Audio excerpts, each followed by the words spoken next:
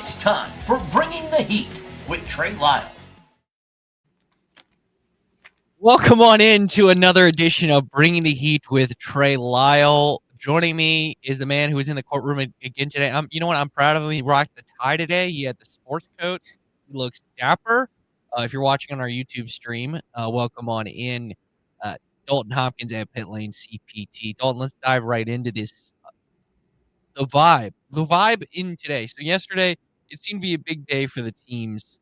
Overall, what was the vibe as the next steps and a couple heavy hitters? Definitely, Scott Prime obviously continued his testimony, and then we got to Steve O'Donnell today. What was the vibe like in the courtroom itself as it continued on now day 4 of this trial? Well, I just want to say it was Bob Jenkins this morning that finished up his testimony, and then and Scott Prime finished up yesterday. I mean, Scott Prime was around for so long, I totally don't blame you. But every day is running together. You're right. Bob Jenkins finished today, and Steve O'Donnell. Yes, it does. And you know what? I'll bring him up here again in a second because then Steve O'Donnell, followed that. So, like you said, heavy hitters. We're getting into the NASCAR leadership, which is super interesting to watch, to sit in on, and I think overall the vibe right now is I described it earlier today as a roller coaster for NASCAR. I feel like that there was some highs, some wins for NASCAR today, and then there were some lows. There were some moments that didn't seem so good. But overall, obviously the focus was on NASCAR rather than the teams, I think. So that's kind of where I am with it. We'll get into the highs and lows, and then maybe as to who's won the day at the end, if you can really even quantify that. So we're almost at the technical halfway point of what the plan of this trial was, which was 10 days. We're at day 4. Mm-hmm. So I will ask you, law expert Dalton Hopkins. Now I feel like you can call you that after I have a tie on, so I think I qualify now. Yeah, and you spent 3 days in a courtroom at this point. Overall, who do you think is at least? I don't want to say winning is the right term because we don't know how the jury is feeling, but how about who is presenting their case better? Which obviously one side is doing the examination while the other side is kind of defending it, plaintiff versus defendant. That's why they get those names, folks. But overall, who do you think's like quote unquote winning the case so far?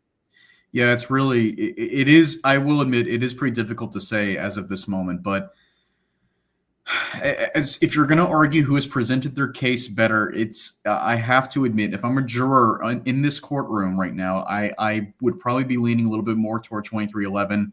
From me being just from an unbiased standpoint, I just do feel like that the argument of the unfairness of an anti-competitive sport, of what they are presenting as NASCAR being an anti-competitive sport, the argument there has I feel like already been proven, especially with some of the charter negotiation talk.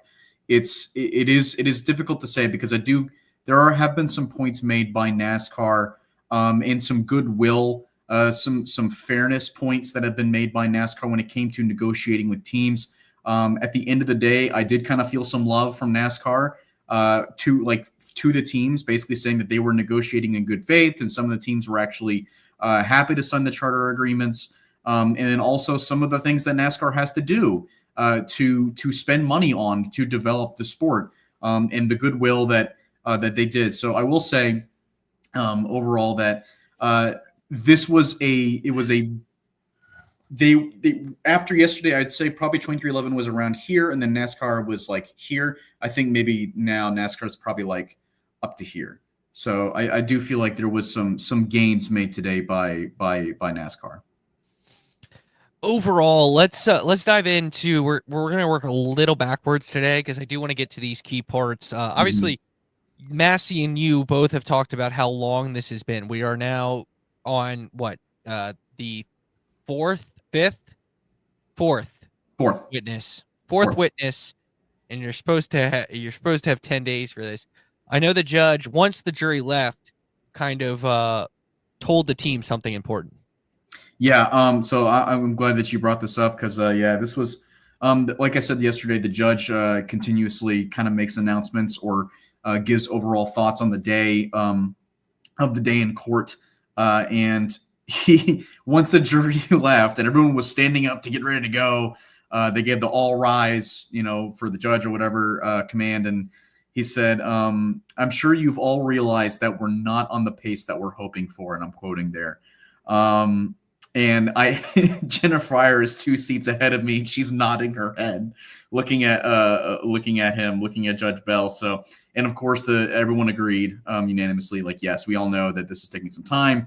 The attorneys even said, both attorneys actually were both saying, like, yes, we're aware that there is a time limit right now that we're dealing with. So there was some back and forth, some friendly back and forth between between both sides, the bailiffs and the plaintiff and the defense, in which the plaintiff, Mr. Kessler, said that they're expecting to finish their case by next Wednesday. And then I believe it was the defense who said that they need to have Roger Penske in on Monday because Monday is the only day that Roger Penske is available. So let's just assume that we're going to have Penske on Monday. We'll see. I don't know.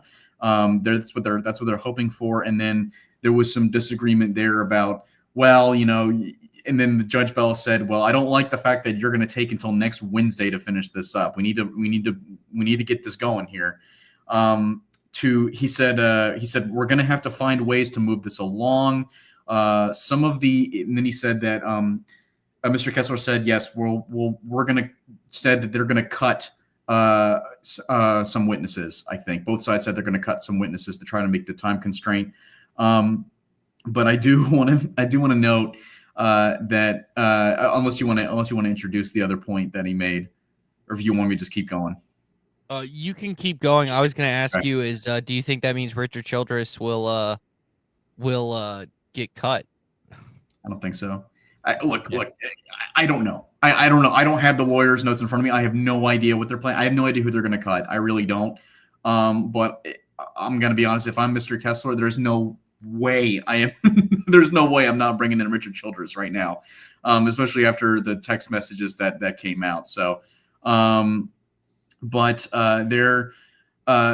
Judge Bell did say that that some of the examinations are beating a dead horse, and that a lot of the points, a lot of the arguments being, and this is on both sides, a lot of the arguments being made are they're kind of redundant. It's the same thing over and over again.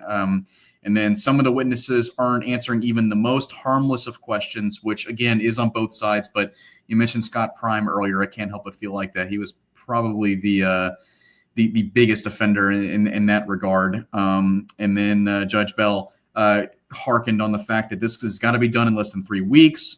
And then he said we wouldn't be at trial if there weren't some bad facts for both sides, and basically told both sides, listen, sit down with your witnesses and tell them to just answer the questions, because there's going to be some bad emails. There's going to be some bad texts. Like you're just going to have to go with it. You're just going to have to go through it, because that's what a trial is.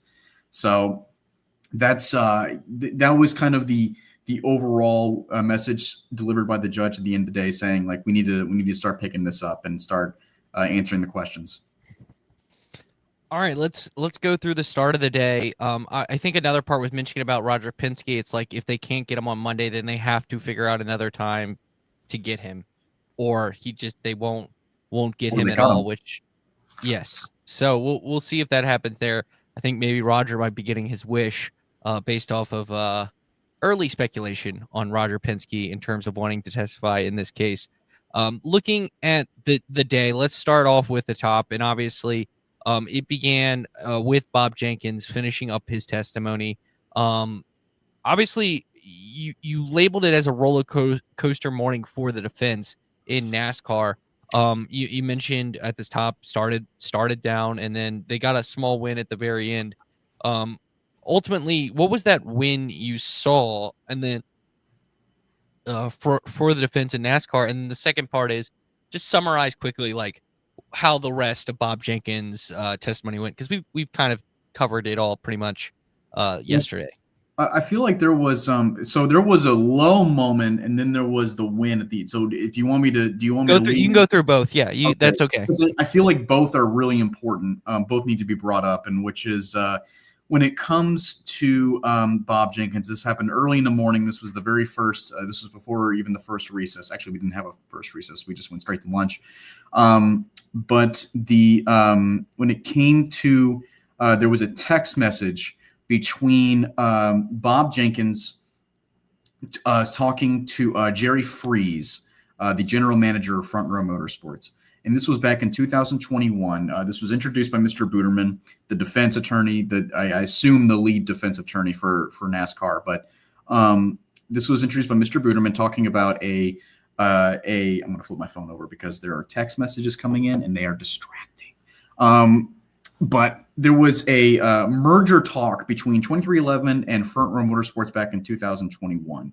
I believe this has already been introduced earlier on in the case. I don't know if I've already mentioned it, but regardless, obviously it fell through, right? But back then, Bob Jenkins, there was a comparison being made to a deadline that Bob Jenkins gave Denny Hamlin. He said that, and Bob Jenkins said, well, that's not the same thing as the September 6th charter negotiation agreement. The deadline being given there, and basically said it's not the same thing because Denny Hamlin had other offers on the table, which leads into him a text message between Bob Jenkins to Jerry Freeze that said, and I'm trying to look at the quote here and make sure I don't misquote, telling him to tell Rick Ware, who had a charter for sale at the time, to tell Rick Ware to charge Hamlin, quote, whatever he wants, end quote. And Mr. Booterman, he just kept asking him over and over again, were you telling Rick Ware to charge Denny Hamlin a certain amount? To which Bob Jenkins just said over and over, no, I just said charge him whatever he wants, like whatever Rick Ware wants to charge, like what it doesn't. There was no influence being had there, and he just kept going. I don't know what. I'm sure there was some kind of legal thing occurring there that he was trying to get at, but I didn't see it, and the judge didn't either, because the plaintiff objected for irrelevance, and to which Judge Bell responded with, I'm starting to wonder myself. I think it's best if you just move on to another subject. I know it's minor because really all that means is that NASCAR just moves on to a different thing. But if I'm a juror, I'm looking at that and thinking, what was that about? So I thought that was kind of strange. But I thought that was probably the low point of the day for NASCAR. And then if you, I don't know if you wanted to comment before I move on to one of the positive things that occurred. No, I think you nailed it there. I mean, it just sounded like a typical negotiation, and I don't know why NASCAR. I mean, again, really strange to me. Yeah, NASCAR's philosophy in all of this is to focus on the negotiations and say this is not anti-competitive. These were just bad negotiations. And NASCAR and 2311 wanted to get here from, or NFR wanted to get here from the start point. Now, I personally think that might be a wrong strategy, and but this is NASCAR strategy, and it seems like they're trying to play that strategy up with being like, "Hey, look, this is you helping negotiate teams and so on and so forth." But let's talk about at least the win for NASCAR, at least in the first half of the day. With the, I believe it was the last part of Jenkins' testimony.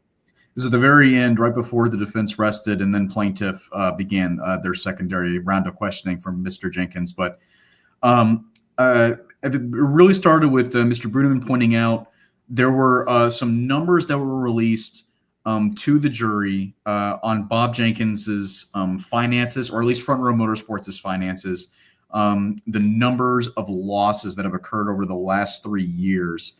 I think it was 3 years. I don't think it goes beyond that. But presented showing losses over the last 3 years, including it included the Truck Series losses, to which Mr. Buderman argued They have nothing to do with the case. There's no relevance because we're talking about Cup Series, right? We're talking about Cup Series costs, Cup Series charters. Jenkins responded by saying he was not the one who put those numbers together. His legal counsel did that, and he agrees there's no relevance had there. Of course, testifying this on the stand. Mr. Buterman said, okay, well, you shouldn't have put those numbers in front of, you shouldn't have put those numbers in front of the jury, and to which Jenkins agreed. And then he goes on to say that Buterman points out that Jenkins testified, I believe it was yesterday, he testified the same thing as Denny Hamlin did when it comes to the cost of running a Cup car in the Cup Series. Both he and Hamlin said that it cost $20 million to run a Cup car, to own and to operate a Cup team, one Cup car. But when you look at the loss, when you look at the costs that FRM endured in the last 3 years, at no point did it exceed over $28 million. I think 27 or 28. Either way, it doesn't matter. And of course, during that time, during the last 3 years, actually last 4 years, it was 27. Just go ahead. Well, I heard 28. It doesn't. Yeah, I heard 28 too. So at some point, but yeah, I wrote 27. But at some point, since 2021, Front Row Motorsports has operated 2 cars and a truck team, and that's not including the 4 teams that they have now, the 2 truck teams they have now. So, but it's never.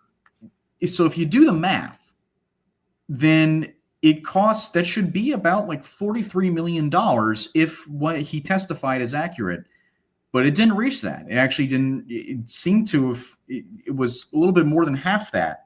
So Jenkins, he testified that that was actually just the median cost for all Cup teams to that it cost $20 million to run a Cup team. And then Buterman said, reminded him that he was under oath when he began that testimony. So basically, really, if you want to nail it down, Buterman, he didn't call him. He's not saying didn't show that he lied, but basically showed the jury that this guy is presenting inaccurate information and he doesn't even realize it. So I kind of felt that was a pretty big win for NASCAR there, because yes, maybe the $20 million wasn't accurate. $20 million statement wasn't accurate, but what about all the other statements that he said? Like, were those accurate too? Because this guy, can this guy even be trusted with what he's saying? So I felt like that was a pretty big win there. And then right after that, of course, Steve O'Donnell, which we'll get to. So again, the point of asking that question is not about, I guess, the money. Like he could have said 15 million, whatever. I don't think NASCAR was going after the money. It was the attack of credibility at Bob Jenkins. Do you think, I know you mentioned you thought it was a win for NASCAR, but do you think ultimately, looking at Bob Jenkins' testimony as a whole, he is still seemed, and you could throw Denny in here as well, because they're probably, you put them in the same, we'll use buckets because that's the term that's been thrown around during this case. Do you think both long-term will both be viewed as credible witnesses for the plaintiff's case? I think Denny will. I do think that there are some points where Bob Jenkins did kind of hold his own, because he did prove some of the evidence did support his own argument as well. When it came to the $20 million, here's the thing. I do feel like that there probably still is some accuracy there. It's just that, so the plaintiff began their secondary round of questioning and asked Bob Jenkins if Front Row Motorsports is an efficient team and tries to do the most with the least. So I think the argument was there, like, they don't use $20 million to run a Cup team because they're just so efficient. I don't know how true that is, but the point being is, like, a team like Joe Gibbs Racing or a team like 2311, which is very competitive, and we've seen the results on the racetrack, they've won races, maybe they do spend $20 million. But I don't think that argument was ever brought up in court.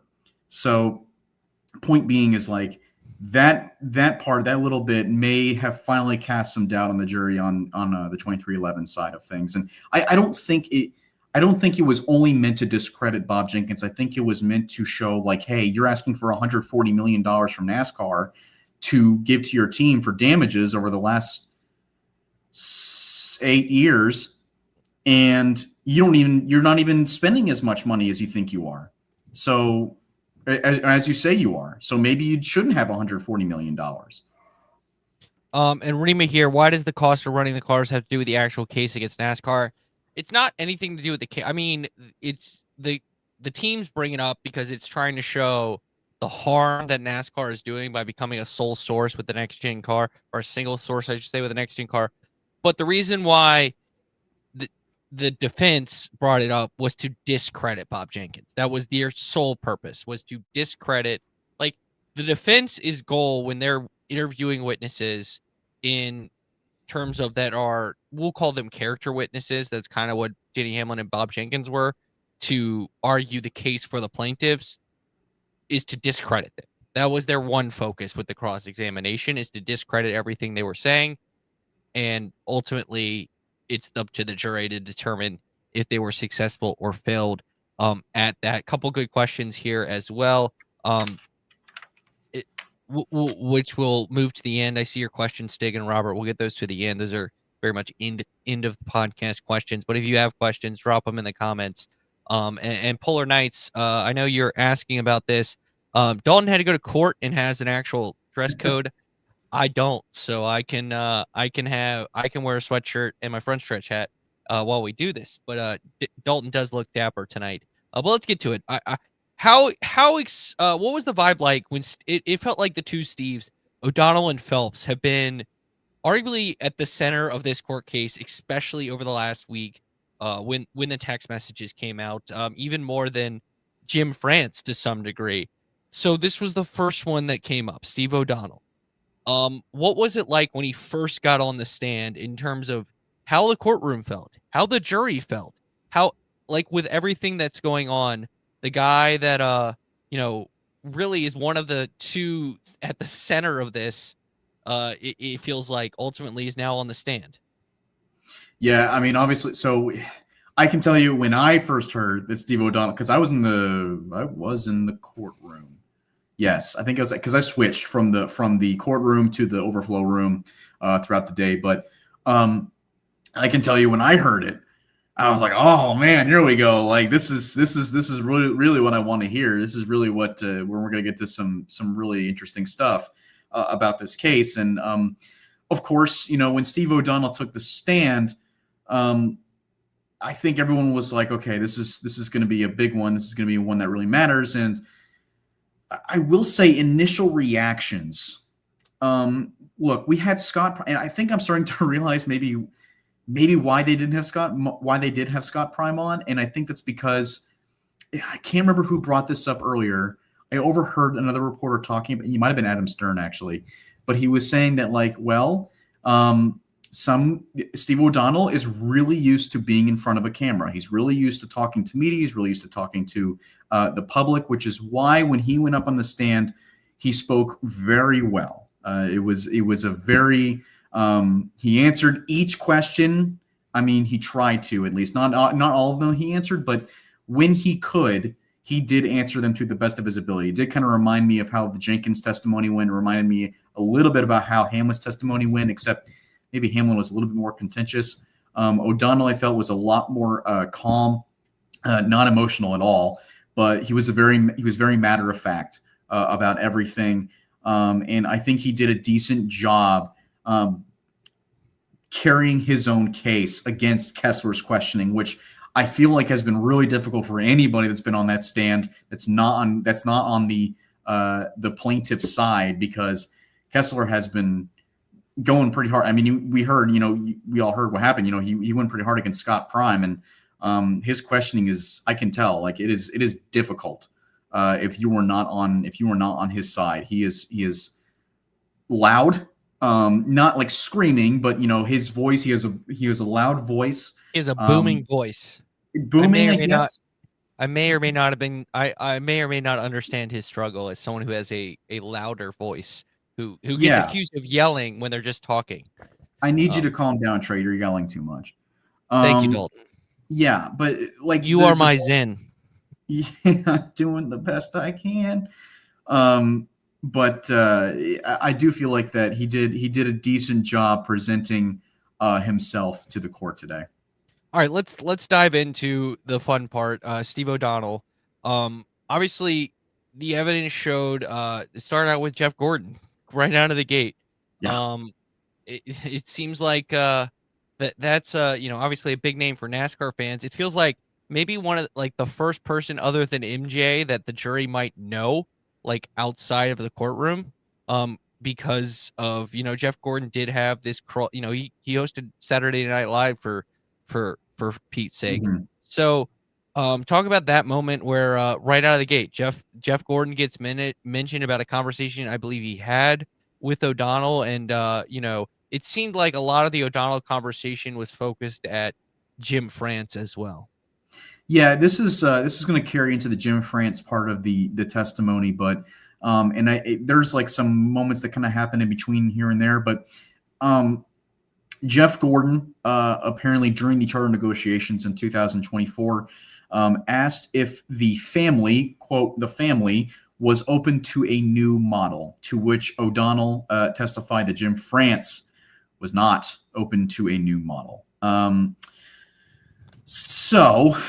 Really, I think the argument that Kessler's trying to make with everything that he presented today was that it felt like, actually, he did straight up say this, that Kessler himself believes that O'Donnell and the rest of NASCAR executives wanted to agree with the teams. They wanted to work more with the teams and give them what they want. But when it was presented to the board of directors and Jim France specifically, the France family specifically, it was an overwhelming no. In fact, in one of the testimonies by O'Donnell, he was swearing in between each sentence. So I feel like that was... Wait, who was swearing, O'Donnell or Kessler? No, I'm sorry. Let me rephrase. When O'Donnell... Jim France was swearing. Jim France was. When O'Donnell was speaking to Jim France about the charter negotiations, there was a letter from Heather. We'll get more into this later. I'm on caffeine right now. I'm all over the place. Hey, that's why I have my Mountain Dew right here, buddy. I'm right with you. As as support. But you mentioned that, and I know this is a side note, and this is not pertaining to the case, but it does give us a fan, and this was great reporting done by Jordan Bianchi, The Athletic. If you go back, what was the stick up when the settlement negotiations was? It was apparently Jim France not wanting to cover the legal fees for the teams. And it was like Jim France specifically. It wasn't the NASCAR defense team. It was like Jim France came in and said, no, I'm not doing that. And then NASCAR shut it down. So it seems to me that obviously Jim France will, I'm assuming, be called to the stand at some point, and that will probably be outside of Heather Gibbs, maybe the most key testimony in the entire trial itself. But it does feel like Jeffrey Kessler is trying to paint Jim France and, obviously Jim France is kind of, I'm going to use when you said family, I think of like a mob boss as this kind of like mob boss, and his two capos, if that's a captain, that's like the number 2 person. I've watched Sopranos. I know what you're saying. Well, that was more for the listeners, or like Steve O'Donnell and Steve Phelps. At least, because Jeffrey Kessler is a New York guy, and I feel like he'd be a Sopranos fan. I haven't met him, but I would love to ask him that. Which, if you're not a Sopranos fan, highly recommend the show. But let's continue with the testimony here. By the way, you did a great job today. Again, I want to keep praising you, my friend. Kessler about partnering with the tracks. Obviously, that has been a big sticking point because it maybe is the most clear evidence of, preventing the teams from starting a new series. How did that testimony go? Yeah, a lot of it really just came up. This has been an argument for the last couple of days, so I have a few pages of notes of just things that were brought up when it came to this. But really what it came down to was the exclusivity deals made with tracks. The main argument, the meat of the argument for Kessler was the fact that NASCAR was making exclusivity deals with each of its tracks, all of the Cup Series tracks. And in fact, from 2016 to 2024, all of the tracks had a deal where nobody could start their own. They couldn't hold other stock car series. But when it came to the new deal, the new charter agreement, Now it's suddenly about no other series with some exceptions of other racing series can compete at these tracks. These exceptions are the big ones, right? Like IndyCar, IMSA. I think the Cars Tour was also on there. I'm sorry, IMSA, which is owned by NASCAR. Yes, yeah. And then obviously the Cars Tour, which has already had a close relationship with NASCAR. Yeah. So I mean, IndyCar doesn't, so there's that. But it's really hard. Well, they sort of do because of the broadcast partner, because Fox now owns it. They're doing, I think, essentially 2 doubles because the Truck Series. I hear you, but that Indianapolis obviously would have never signed off on that. So yeah. No, yeah, you're right. Yeah, and I think, but the thing is that it wasn't just the ISC tracks. It wasn't even just the SMI and ISC tracks. It was all of them. In fact, I think the only one that didn't have it was Mexico, and we're not going there anymore. And also, there's no way they could possibly have enforced that, especially with F1 going to that racetrack. But I digress. I mean, there wasn't any other COTA. Yeah. Well, COTA was on there too, as a matter of fact. But I'm sure F1 is a part of that. Is part of that exclusivity, or excuse me, the part of the exceptions. But I digress. Like, the whole point of it was that a team could not break away from NASCAR and start its own stock car racing series by going to those tracks. It probably was an exhibition of like they've already raced there, like, because the Cars Tour has already raced at SMI tracks. Obviously Indy has raced at those tracks before.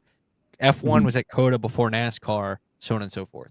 Probably that would be the exact. Who cares? That's minutia that we don't need to talk about. Yeah, potentially. But I think it really, look, I have 3 pages of all this, and I'm not going to get into all of that because we do not have the time. But if really, stuff, can I plug something real quick? If there's stuff we miss, Dalton does a great recap article that goes into a lot more detail. We're just doing our best in an hour to cover as much as we can.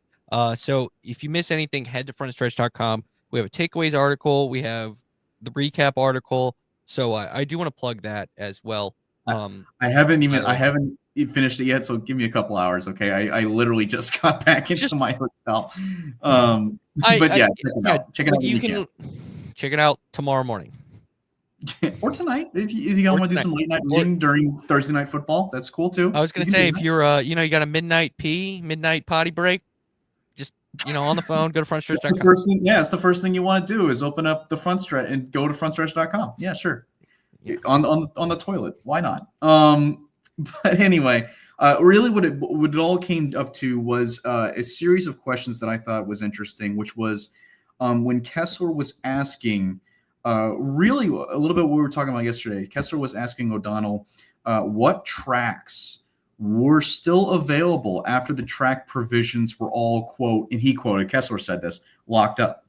To obviously, there's hundreds of tracks, right, in the United States. There's, I don't know, hundreds, but there's a lot of tracks in the United States, right? I mean, you have, but really all of the super speedways, all of the intermediates, the main intermediates, all of the tracks that a series would need to be a successful stock car racing series, as I'm currently having hiccups at the worst possible moment. All of the tracks that a series would need to be a main stock car racing series were locked up. The intermediates, the super speedways, right? To which Kessler asked, or O'Donnell testified he wouldn't know what tracks a new series would want to go to which Kessler responded with, he rephrased this question, what super speedways and intermediates are available? And then for intermediates specifically, O'Donnell responded with he doesn't know other than the ones they compete at. And of course, the 2 super speedways, Daytona and Talladega, are owned by NASCAR. Are both owned by NASCAR. So clearly that wouldn't work out either. And if you look at the schedule now, there is no super speedway that isn't owned by SMI or NASCAR really in this country. Like, what is the biggest track not owned by NASCAR in this country that is not a road course? Indianapolis. Oh, duh. I'm stupid. Yeah. I would. Yeah, I'm pretty. Yeah, no, Indianapolis. I can't. It would be Indianapolis. One. It's 2.5 miles. But right. Gateway, the Stig brought up, is not owned by either. So that's a good point there. I heard somebody next. And Pocono. Yeah. Okay, so Pocono. Pocono too. Yes. All right. There we go. So we're gonna okay, cool. We're learning. All right. So we've covered enough of the tracks for the last couple of days.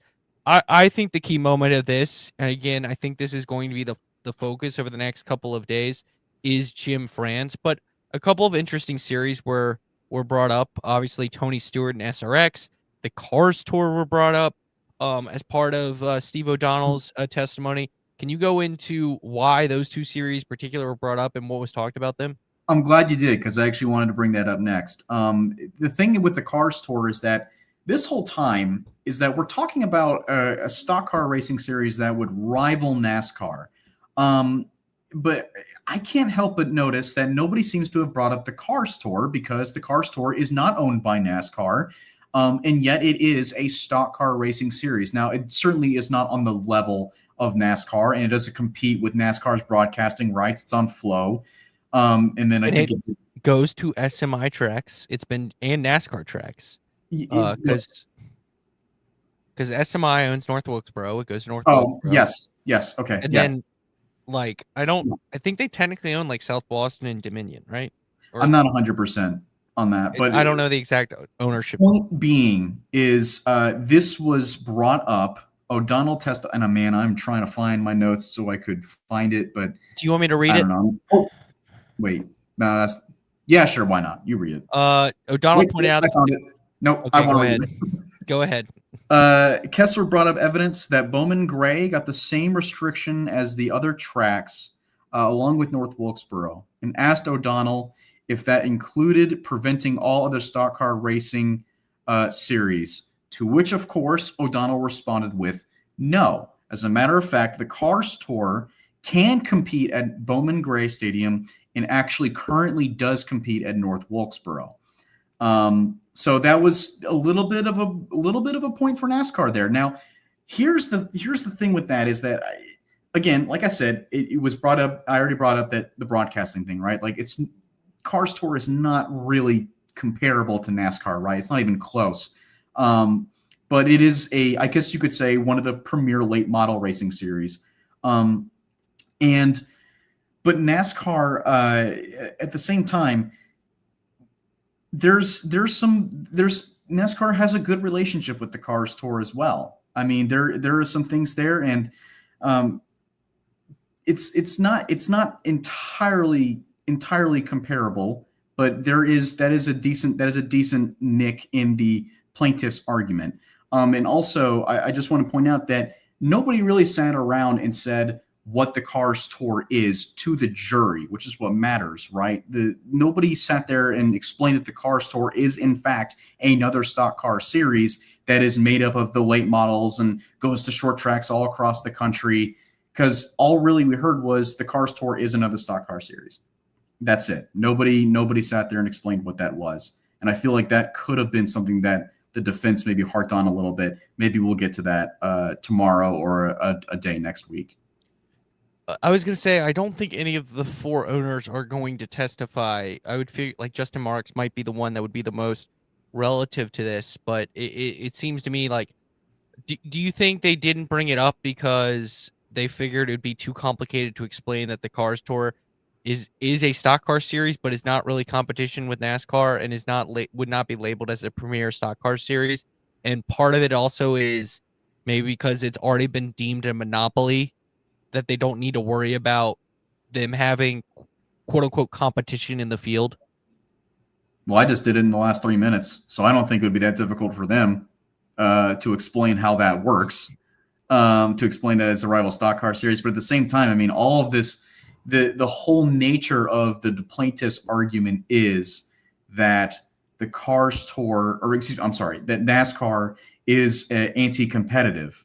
Well, if it's anti-competitive, you could say on the defense side, you could say, well, we're not going after the Cars Tour, and they are, I mean, in all intents and purposes, they are a rival stock car series, even though they don't really rival NASCAR. And NASCAR sort of, the plaintiffs could come in and say, well, you've promoted the Cars Tour on your own social media, you've done X, Y, and Z with the partnering with the Cars Tour.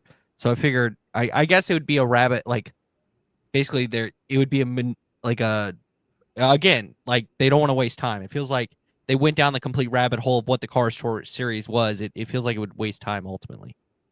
Yeah, and not to mention like this is just something that I feel like could have been focused on just a little bit more. I just feel like that that because the one of the plaintiff's main argument has been, look at how you have bullied these teams. Look at how you have locked up the rest of the schedule, and there is no way that anybody can go compete and create their own stock car series when one literally exists already. So, but I would say if I was Jeffrey Kessler, I'd be like, why NASCAR doesn't go after it is because it's a different audience. Like, it would be as if like NASCAR going after it would be like Major League Baseball going after the Savannah Bananas. went Like, it after makes SRX.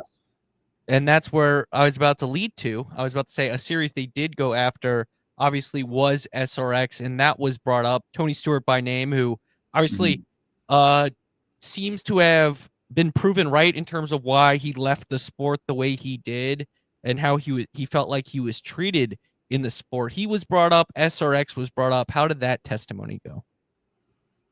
Oh, when it came to Tony Stewart, I'm sorry, I spaced out for a split second there. The SRX portion, yeah, the SRX portion of the testimony. Yeah. So let's see here. When it came to the Tony Stewart part that got brought up, there was a moment where they were talking about the agreement, saying that teams could not go out. The original charter agreement back in 2016, that teams could not go off on their own and start their own series, and yet. O'Donnell actually ended up bringing up, as a matter of fact, one of them did, which was Tony Stewart. Of course, that wasn't the team. That wasn't Stewart-Haas Racing that did it. It was just Tony Stewart who owned the charter. But that doesn't mean he didn't bring the team with him. So I can't remember specifically what the legal side, what the legalese was about it. But O'Donnell basically said that he met with legal. He actually did talk to their legal counsel about that. And did say that they didn't see that it violated any of their agreements. So I think that might have been because, like I said, it wasn't a team. It wasn't Stewart-Haas Racing that went and started their own race team. It was just Tony Stewart. Ultimately, do you think that part where obviously the text came up about how they wanted to destroy that series, Steve O'Donnell was a part of that, calling it a trash series, comparing it to PGA and Live. What did O'Donnell say about that?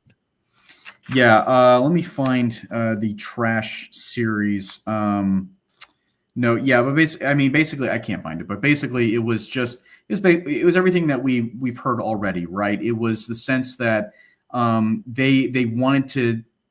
They keep saying that they weren't trying to get rid of SRX. As a matter of fact, I think I have it right here. Kessler introduced the another owner in the SRX, referencing Justin Marks. Or no, I'm sorry, I can't remember if it was Justin Marks or if it was Denny. I think it was Denny Hamlin that they were talking about here.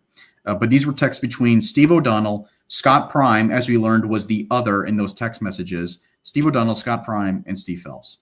To which O'Donnell testified that he wanted to take legal, or O'Donnell testified that he wanted legal to take a look at the SRX, even though in those text messages it says we need legal to take I can't remember what it was, but we need the legal to take a whack at this or something like that. I don't know if that was the exact verbiage, so forgive me if I misquoted there. But Kessler then questioned him multiple times. Actually, this has got a little contentious. Kessler asked him if it was to stop SRX. O'Donnell didn't really answer it directly. And then O'Donnell actually, there was one that I haven't seen yet. There was a screenshot that O'Donnell took and sent into this group chat that was of a comment from a fan on social media that compared NASCAR and SRX to the relationship between PGA and Live Golf. So obviously there was some worry there that perhaps SRX was going to be what Live is to PGA Tour. And there was a lot of testimony there, but basically that's what that boiled down to. Ultimately, do you think he handled it well by not, you mentioned he didn't really answer the question. Do you think this was a kind of a shaky part of the day for Steve O'Donnell? I think the shakiest part was the part we're probably about to get into, in all honesty. Yes, we are. I feel like the SRX stuff, like, yeah, it doesn't look good, especially with those text messages. It really doesn't look good. But at the same time, I do feel like the Tony Stewart argument wasn't bad. I thought that was a decent point, that a team owner did, in fact, just go and start his own series. And what, 2 team owners participated in it? Because both two team owners went on to participate. I mean, again, they did talk about it. So no, maybe 3, because Brad did it, Justin Marks did it, and Denny Hamlin did it. Right. That's a good point. That's a great point. Yeah, I didn't even think about that. Which they didn't bring up. NASCAR defense team, if you want to use that, please just maybe slide me a 50. I don't know. There was a piece of there was a document that got brought up that was about what to do with SRX, and there was a testimony at some point that I think it was Kessler who actually brought it up, I believe. But he said that SMI asked to have an SRX race as an exception to the sanctioned provision of the chartered agreement. So they went as far as requesting, talking to NASCAR, saying, hey, can we have SRX come to one of our tracks? I don't know what track it was. Come to one of our tracks, to which O'Donnell testified that NASCAR had asked them not to. That was an SMI track? It was an SMI track. You probably would assume it's North Wilkesboro, right? I would assume probably North Wilkesboro. Yes. I don't look. That's an assumption, right? I don't know what track. They did the Nashville Fairgrounds, right? I would assume they did do Nashville Fairgrounds. I would assume North Wilkesboro or maybe Bristol, but that's not really like a backyard, like hometown dirt or racing short track. Wilkesboro makes the most sense, considering like if they did it, because it would have been before the All-Star race got there, right? I'm not, because it was 2000. This SRX began in 2020. This is not. This is a conversation for later. We're getting too far. Let's get to what I think is maybe the juiciest part of the day. Like, yes, that's what I'm at. Yeah. Let's get to the juiciest part of the day. The France family was brought up. Obviously, Ben Kennedy was brought up. I don't know even really where to begin with this. Ultimately, it seemed that Kessler was bringing up, text chains, handwritten notes about the NASCAR leadership. Ultimately, how did Kessler try to paint NASCAR leadership, in particular Jim France, in a light that reflected the way Steve O'Donnell talked about him in terms of the evidence that was brought up? I think he was trying to separate Jim France from the likes of Phelps, from O'Donnell, from Prime. As this old guard? As two entities, yeah. And it was, almost literally, almost verbatim, the old guard. And here's why. So this whole time, O'Donnell was talking about that they went to Mexico, they went to Chicago, they lost money doing it. And I can get into the figures if you want me to, but they lost money going to Mexico, going to Chicago, going to the LA Coliseum, doing these crazy, wacky races that would have never happened, 10 years ago. But they lost money, and Kessler asked why, which was, of course, because we wanted to grow the sport. We wanted to get new eyeballs on the fan, or on NASCAR, new fans, eyeballs on NASCAR, and he testified that was successful. They did see a turnaround with that. But to response, Kessler then brings up some interesting pieces of evidence, which was there was a note that was taken down. It was a handwritten note, photocopied, I believe. It was a handwritten note taken by Steve O'Donnell. And I think it was after a meeting. I can't remember what day it was, but I think it was during charter negotiations. And the following phrases were on there. It was like line by line by line by line. So it was like dot, dot, dot, line, line, line. The following phrases were on there. The first one was a question, where are we? And then the next one was one NASCAR. Or no, I'm sorry, not where. It was what are we? And then he wrote one NASCAR from Phelps down. Try to be a step ahead, difficult with existing board. Legacy mindset hinders growth. So what does that sound like? Sounds like people perhaps on the board who have a legacy mindset are hindering furthering the sport, growing the sport. So if you want me to move on, I don't know if you want to comment, if you want me to move on to the next point. Yeah, I mean, it seems to me that Steve O'Donnell's like a good Also, job. should know Jim France is the chairman of the board. So that's why we're talking about Jim France right now. Jim France runs NASCAR.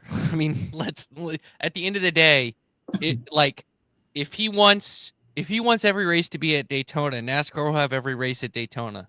Like, don't think that will ever happen because of broadcast partners and sort of things.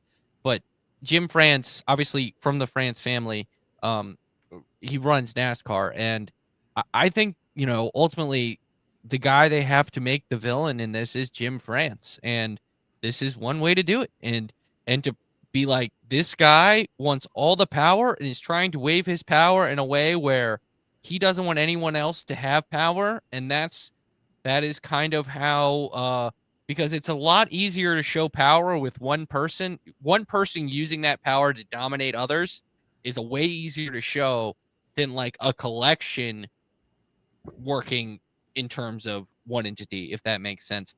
But let's keep getting into this. Obviously, someone who's going to be highlighted in their testimony and probably talk more about this is Heather Gibbs. But I do want to bring up the text chain he has with Ben Kennedy about charter negotiations, which, again, Ben Kennedy, the nephew of Jim France, right? Nephew of Jim France. I believe so. His mom is Lisa France Kennedy, yes. who is Jim's sister.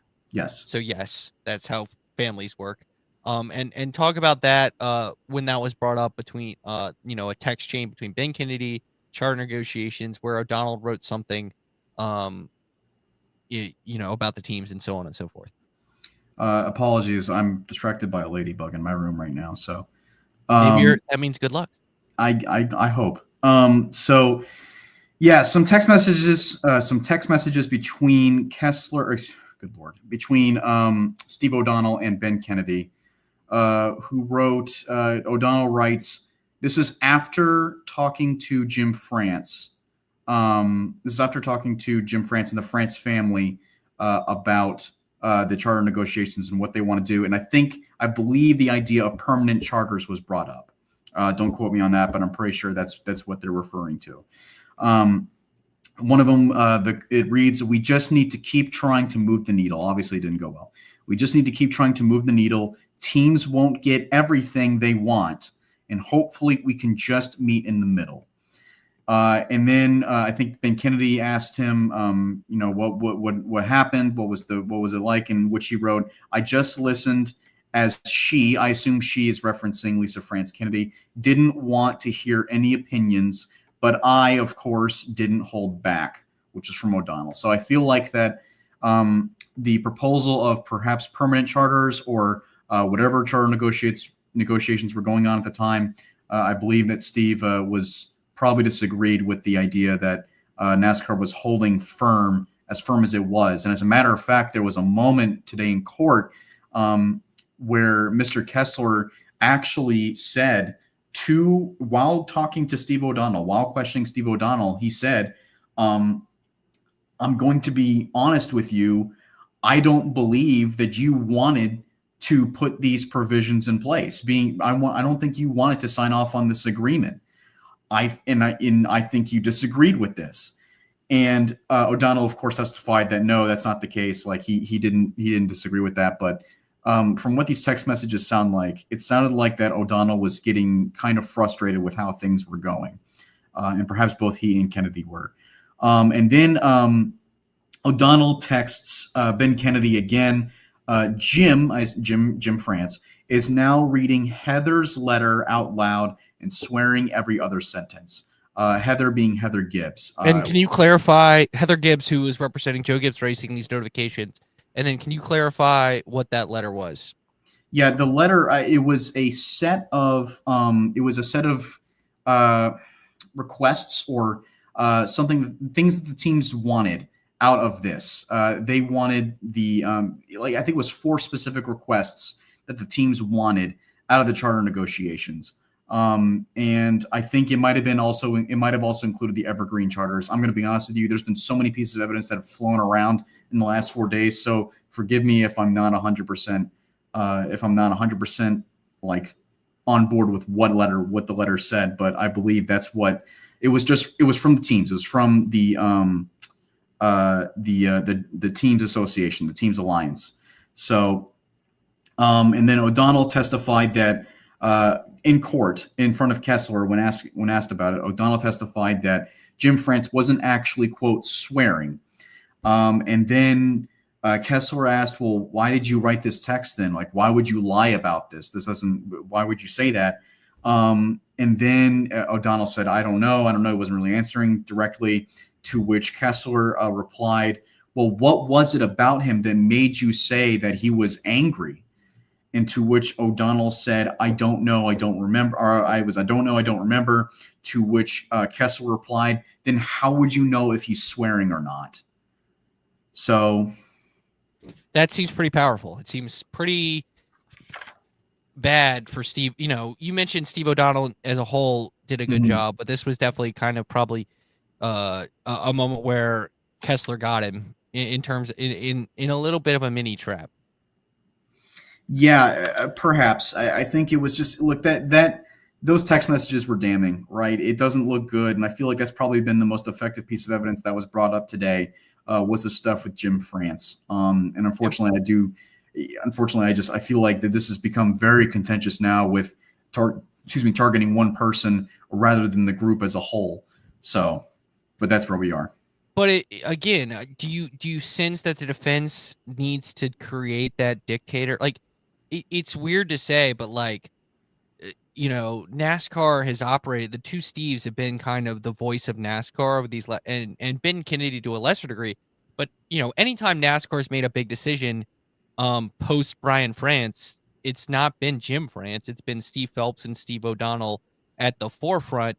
And is it this idea that they're trying to show, well, these guys might be out here, they're just taking their marching orders from this guy who's trying to wield this antitrust, anti-competitive power over the teams, and that is being Jim France? Is that kind of the focus you think that the defense or the plaintiffs are taking?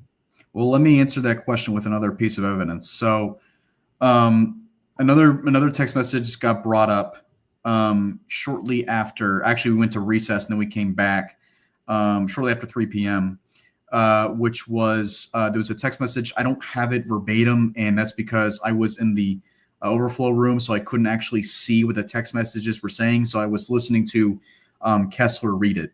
But I heard that O'Donnell was referring to he was frustrated that after that meeting, he was frustrated with that the negotiations weren't working out. They still were, after 2.5 years, they still hadn't gotten anywhere.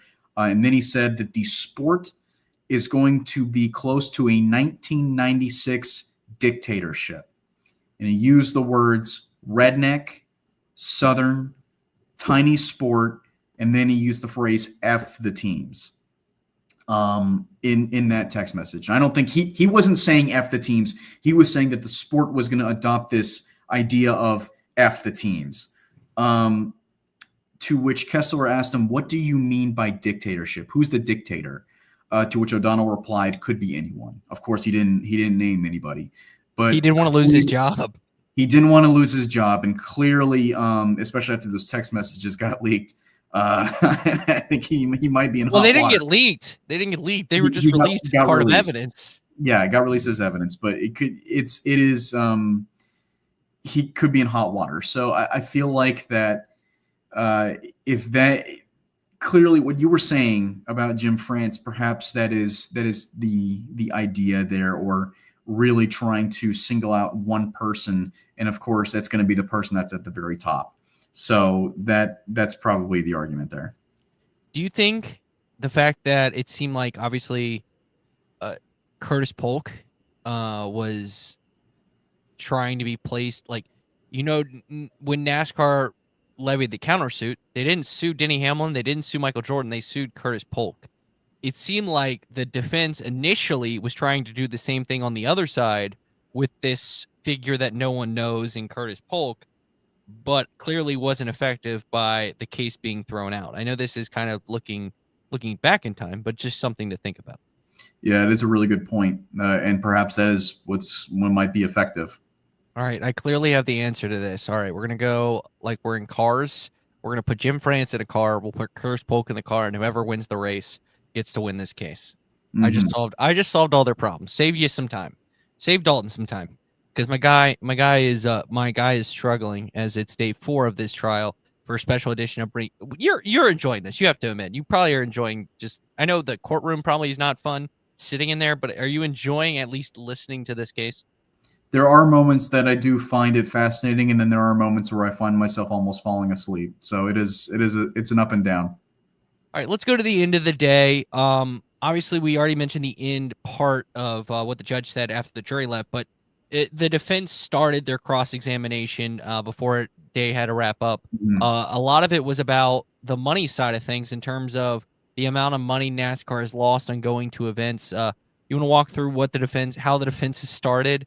As we have a ladybug in a Charlotte hotel room right now. Dalton is focusing on. Sorry, but yeah, I heard what you were saying. I think really what their main argument is going back to the relationship with the team, or excuse me, the tracks. Why does NASCAR have this close relationship? Why do they want to start these agreements with the tracks? I think yesterday Scott Prime testified that they needed to create the schedule. They needed to get the schedule done in time to sign when they signed those agreements, when they signed the exclusivity agreements. And then O'Donnell, one of the questions was about their super speedways, some of the tracks that they own and develop. And one of them was, they brought up Daytona, they brought up Talladega, they brought up Phoenix.